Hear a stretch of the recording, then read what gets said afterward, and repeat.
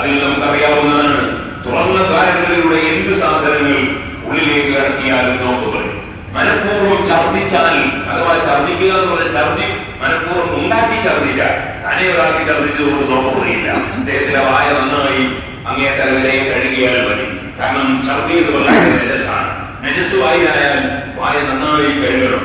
അതുകൊണ്ട് തന്നെ നമ്മുടെ ഊരുപൊട്ടി രക്തം വരികയോ അങ്ങനത്തെ എന്തെങ്കിലും വിഷയം വന്നാൽ വായ നന്നായി നമ്മൾ കഴുകണം. ആ കഴുകുന്നത് തൊണ്ടയിൽ അങ്ങേ തലവരെയും വെള്ളമെത്തിച്ച് കഴുകണം. അത് നിർബന്ധമാണ്. കാരണം നജസ് നമ്മുടെ വയറ്റിലേക്ക് കടന്നു പോകാൻ പാടില്ല. രക്തം നജസ്സാണ്, ഛർദ്ദിച്ചത് നജസ്സാണ്. ഇരിക്കട്ടെ, അപ്പോ ഒരാൾക്ക് താനെ ഛർദ്ദി ഉണ്ടായാൽ അദ്ദേഹം പൂർണ്ണമായി വായ കഴുകി വൃത്തിയാക്കിയാൽ മതി. അദ്ദേഹത്തിന്റെ നോമ്പിന് കുഴപ്പമൊന്നുമില്ല. അതേസമയത്ത് ഒരാൾ തൊണ്ടയിൽ കൈയിട്ടുകൊണ്ടോ മറ്റോ ഛർദ്ദി ഉണ്ടാക്കി ഛർദ്ദിച്ചാൽ അതുകൊണ്ട് നോമ്പ് പൊട്ടിപ്പോകുമെന്ന് പണ്ഡിതന്മാര് പറഞ്ഞിട്ടുണ്ട്. അപ്പൊ ഉണ്ടാക്കി ഛർദ്ദിക്കുന്നത് നോമ്പ് പൊളിയാൻ ഒരു കാരണമാണ്. ഇതുപോലെ ഭാര്യയുമായി ശാരീരികമായി ബന്ധപ്പെട്ടു, അഥവാ തോലും തമ്മിൽ സ്പർശിക്കുന്ന വിധം ചുംബിക്കുകയോ അല്ലെങ്കിൽ മറ്റെന്തെങ്കിലും പ്രവർത്തനം നടത്തുകയോ ചെയ്തിട്ട് സ്ഖലനമുണ്ടായാൽ അതുകൊണ്ട് നോമ്പ് പൊളിഞ്ഞു പോകും. അതേസമയത്ത് ഉറങ്ങുന്ന ഒരാൾ പകൽ സമയത്ത് റമദാനിൽ കിടന്ന് ഉറങ്ങുമ്പോ അദ്ദേഹത്തിന് അറിയാതെ ഉറക്കിൽ സ്ഖലനമുണ്ടായി, അതുകൊണ്ട് നോമ്പ് പൊളിയുകയില്ല.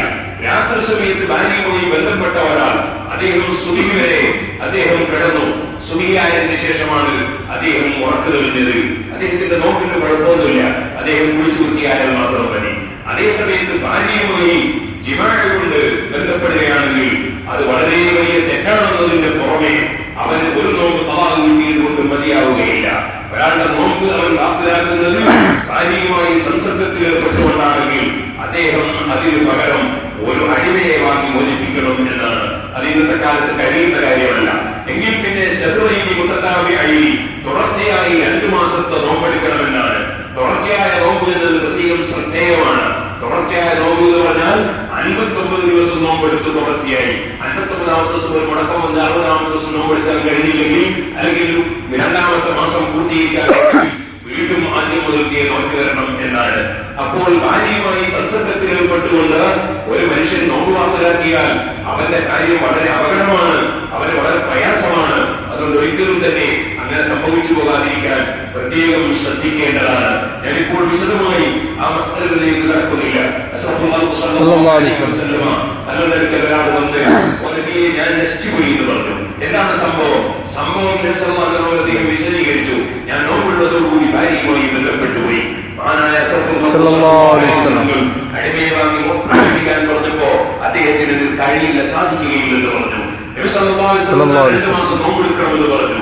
അതിനും എന്നെ കൊണ്ട് കഴിയില്ല എന്ന് അദ്ദേഹത്തിന്റെ കഴിവുകൾ പറഞ്ഞപ്പോ നബി സല്ലല്ലാഹു അലൈഹി വസല്ലം 60 പാവപ്പെട്ടവർക്ക് ഭക്ഷ്യവസ്തു കൊടുക്കണമെന്ന് പറഞ്ഞു. അദ്ദേഹം പറഞ്ഞു അതിനും എനിക്ക് യാതൊരു കഴിവും ഇല്ല. അപ്പോൾ അദ്ദേഹത്തെ നിർത്തി. കുറച്ചു കഴിഞ്ഞപ്പോൾ അതാ അദ്ദേഹം നബി സല്ലല്ലാഹു അലൈഹി വസല്ലം മുമ്പിൽ കുറച്ച് ഭക്ഷ്യവസ്തുക്കൾ വന്നു. ആ വന്ന വസ്തു എടുത്ത് അദ്ദേഹത്തിന് നബി സല്ലല്ലാഹു അലൈഹി വസല്ലം കൊടുത്തിട്ട് പാവപ്പെട്ടവർക്ക് അത് വിതരണം ചെയ്യാൻ വേണ്ടി പറഞ്ഞു. അദ്ദേഹം ചോദിച്ചു, നബിയെ, എന്നെക്കാൾ പാവപ്പെട്ടവനാണോ ഞാൻ ഇത് കൊടുക്കേണ്ടത്? നബി സല്ലല്ലാഹു അലൈഹി വസല്ലം പറഞ്ഞു, എന്നാൽ എന്നെക്കാൾ പാവപ്പെട്ട ഒരാൾ മദീനയിലില്ല, ഏറ്റവും പാവപ്പെട്ടവൻ ഞാൻ തന്നെയാണെന്ന് പറഞ്ഞു. നബി സല്ലല്ലാഹു അലൈഹി വസല്ലം ഒന്ന് ചിരിച്ചു. അദ്ദേഹത്തിന്റെ ആ വാക്ക് കേട്ട് ചിരിച്ചു. റഹ്മത്തുൽ ലിൽ ആലമീൻ മുഹമ്മദുർ റസൂലുള്ളാഹി സ്വല്ലല്ലാഹു അലൈഹി വസല്ലം പരിശുദ്ധ ദീനുൽ ഇസ്ലാം ഞെരുക്കത്തിന് വേണ്ടി തന്നതല്ലോ, എളുപ്പത്തിന് തന്നതാണല്ലോ. നിങ്ങൾക്ക് പ്രയാസങ്ങളൊന്നും തന്നിട്ടില്ല.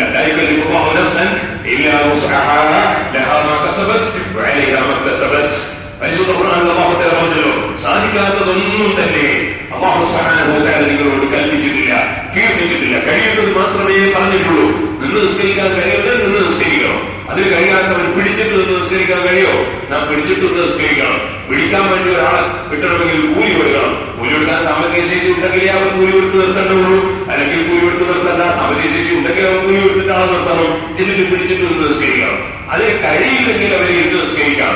ഇത് പ്രത്യേകം ശ്രദ്ധിക്കണം. ഇപ്പോ നല്ല ഡീസന്റോടുകൂടി ഒരേ 1.5 കിലോമീറ്റർ നടന്നു വരികയാണ് വണ്ടിയിലെ. നിൽക്കുന്നതിന് കുഴപ്പമില്ല, നടക്കുന്നതിന് കുഴപ്പമില്ല, ഓടുന്നതിന് കളിയൊക്കെ കസേരത്തിന്റെ പോലെ നിസ്കാരം.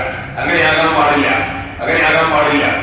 മറിച്ച് നിസ്കാരത്തിന് നിൽക്കാൻ കഴിയുമെങ്കിൽ നിന്നുകൊണ്ട് തന്നെ നിസ്കരിക്കണം. അതിന് കഴിയില്ലെങ്കിൽ പിടിച്ചിട്ട് നിസ്കരിക്കണം. പിടിച്ചിട്ടൊന്നും നിസ്കരിക്കാൻ കഴിയില്ലെങ്കിൽ അവരെ ഇരുന്ന് നിസ്കരിക്കാം, ഇരുന്നിട്ടും നിസ്കരിക്കാൻ കഴിയില്ലെങ്കിൽ കിടന്ന് നിസ്കരിക്കാം, കിടന്നിട്ടും അവന് നിസ്കരിക്കാൻ കഴിയുന്നില്ലെങ്കിൽ അവനെ സംബന്ധിച്ചിടത്തോളം അവൻ തലകൊണ്ട് നിസ്കാരം അവനിങ്ങനെ സൂചിപ്പിച്ച് ഇശാറത്താക്കിക്കൊണ്ടേയിരിക്കണം. അങ്ങനെ അതിനും സാധിക്കുന്ന ഒരു കണ്ണിന്റെ പോറ കൊണ്ട് നിസ്കാരം ഇശാറത്താക്കണം. അതിനും കഴിഞ്ഞില്ലെങ്കിൽ മനസ്സിലൂടെ നിസ്കാരം നടത്തണം. ഇങ്ങനെയാണല്ലോ നിസ്കാരത്തെ സംബന്ധിച്ച് പറഞ്ഞത്. ഇതുപോലെ കഴിവുള്ളവൻ, അതേ ബിസിനസ് ഉള്ളവൻ സകാത്ത് കൊടുക്കണം, കഴിവുള്ളവൻ സകാത്ത് കൊടുക്കണം. അതുപോലെ കഴിവുള്ളവൻ ഹജ്ജിന് പോകണം. അങ്ങനെ ഏത് കാര്യങ്ങളും അല്ലാഹു സുബ്ഹാനഹു വ തആല ലാ യുകല്ലിഫുല്ലാഹു നഫ്സൻ ഇല്ലാ വുസ്അഹാ, കഴിവില്ലാത്ത കാര്യങ്ങൾ അല്ലാഹു സുബ്ഹാനഹു വ തആല കൽപ്പിക്കുന്നില്ല. അപ്പൊ ഓരോ കാര്യങ്ങളും കഴിവനുസരിച്ചാണ്. അദ്ദേഹത്തെക്കാൾ പാവപ്പെട്ട ആരും മദീനയിലില്ല എന്ന് പറഞ്ഞപ്പോൾ സല്ലല്ലാഹു അലൈഹി വസല്ലം അദ്ദേഹത്തിന് ഒരു സ്പെഷ്യൽ ഓർഡർ നൽകി. സ്പെഷ്യൽ ഓർഡർ എന്നൊരു സംഗതി ഉണ്ടല്ലോ, അദ്ദേഹത്തിന് ഒരു സ്പെഷ്യൽ ഓർഡർ. ആ സ്പെഷ്യൽ ഓർഡർ ആയി പറഞ്ഞു, എന്നാൽ ആ ഭക്ഷണം എന്റെ കുടുംബത്തിന് കൊണ്ടുപോയി, എന്റെ വീട്ടിൽ കൊണ്ടുപോയി എന്നെ എല്ലാവർക്കും കഴിപ്പിച്ചോളൂ എന്ന് പറഞ്ഞു. അവിടെ പണ്ഡിതന്മാര് പറയുന്നുണ്ട് ഇതൊരു പൊതു നിയമമല്ല, അത് അദ്ദേഹത്തിന് നൽകിയ ഒരു സ്പെഷ്യൽ ഓർഡറാണ്. ആ സ്പെഷ്യൽ ഓർഡർ പ്രകാരം പറഞ്ഞതനുസരിച്ച് നമുക്ക് ചെയ്യാൻ പറ്റില്ല. നമ്മെ സംബന്ധിച്ചിടത്തോളം ഭാര്യയുമായി ബന്ധപ്പെട്ട് ആരെങ്കിലും നോമ്പ് കുറിച്ചിട്ടുണ്ടെങ്കിൽ 2 മാസം പരിപൂർണമായി തുടർച്ചയായി നോമ്പെടുക്കണം. അതിൽ കഴിയാത്ത ചുറ്റുപാടുള്ള ഒരാളാണെങ്കിൽ അദ്ദേഹം 60 പാവപ്പെട്ടവർക്ക് ഭക്ഷണം കൊടുക്കണം. അത് വളരെ പുലിമാരി വിളിച്ചൊരു വിഷയമാണ്. ബാക്കിയുള്ള വിഷയങ്ങൾ കൊണ്ടൊന്നും നോമ്പ് വയ്ക്കുന്നത് പോലെയല്ല ആ വിഷയം. അതിന്റെ ഗൗരവത്തെ സംബന്ധിച്ച് നമ്മൾ ബോധമുള്ളവരായിരിക്കണം. ആ ബോധം നമുക്കുണ്ടാകുമ്പോ മഹാനായ